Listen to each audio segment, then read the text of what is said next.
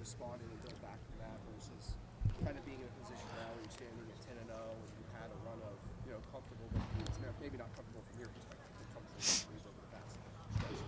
Yeah, I mean every year is different. It's a different group of guys, but I think the mindset of this team is that they're businesslike, they're locked in, they're focused right now on what they want to get done, and that's the most important thing. We know, that we want to be playing our best football down the stretch, and that's it. And I think these guys embrace it, man. They want to bring it every day, and we're chasing history, here at Ohio State, and they know that. So. That was the vision early on in the season, and then the challenge is to focus every week on being your best and being the hardest playing team in the country and getting our job done. So, that's what these guys are doing. Different group, different dynamic, and different coaching staff, different chemistry, just everything about it's different. So, and that's what I said to the guys the other day. Again, we're writing a different story right now, and we're in control of that.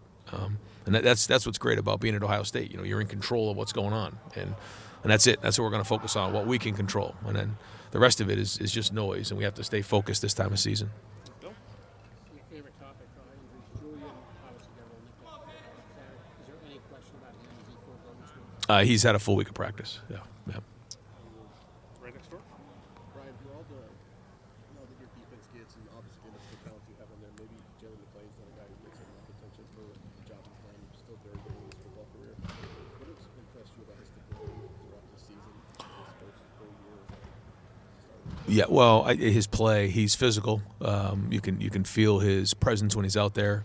We say it all the time. You got to be felt when you're on the field with your physicality and the way you play, and that's the way he is. And I think he feeds off of Caleb. He's watched Caleb, and they work together. They communicate well. And he's playing good football. Plays on special teams, and he's a smart player. Good ball skills. All of the above. So. He's a major part of our defense and somebody that, maybe, again, wasn't a household name coming into the season, but is one now. Doug, go ahead. Ryan, how have Cornell and Jeremiah made a few weeks so far? Yeah, they're working hard to get back on the field, and that's it. I mean, that's what they're focused on, and I don't really have much more of an update other than that. And right in front, Joey. Spencer. I know you talked about it a little bit yesterday, but this week being what it is for what next week is, you talked about how mature this group is for how young they are.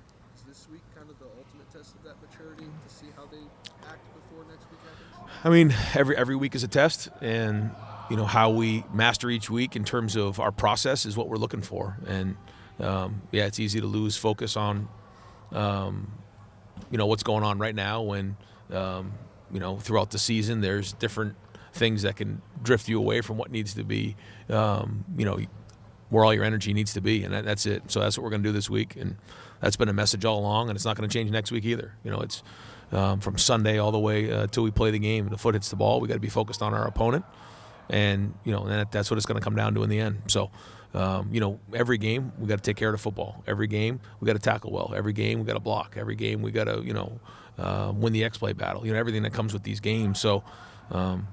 But this time of year, certainly it's easy to lose focus, and we can't do that. And I think for the most part we've done that this season, but we have to continue to do that. And that's it. As the noise gets louder, we have to continue to stay focused on our individual jobs, whether it's coaches or players, making sure that we're doing our part as a team to help us reach our goals. And that's it. The rest of it is stuff that we can't control or stuff that doesn't matter. We're in the back, Kellyanne. Coach, today, guys like Bryce and Rutgers and stepping up last Saturday. How would you assess that play? Well, there was good things there, and we need everybody to step up this time of year in terms of depth. There was definitely, you guys saw good plays out there, but there was things now that are on film that they can grow from, and then get back back to work, and guys trust them when they get on the field. That's important. So there's definitely good things there, and they're going to have opportunities again this weekend. Time for two more. We'll go to Steve. I don't think we've asked you about CJ, who also didn't play on Saturday. How's he looked the last couple days of practice? Good. He's strong and had a good day of practice today. And then we'll wrap it up with Tim. Yeah, Brian, do you give you and your coaching staff credit for sticking with the run game? I mean, sometimes I would think that might be hard to do, but the way it has blossomed, I know you're going to face tougher defenses down the road, perhaps, but what is just your take on how y'all stuck with it and let this thing develop? Well, it takes work. and there's a lot that goes with it. There's the offensive line and finding the right schemes that fit what they do, and then there's the running backs, seeing it and hitting it and feeling it, and the tight ends are involved, the wide receiver. I mean, everybody's involved with it, so it's not just something that you do once in a while. I mean, you gotta major in it, and that's how you control the game. So we're always looking for balance, but the run game is something you got to pound on every day. All right, Coach, thank you. Thanks, guys.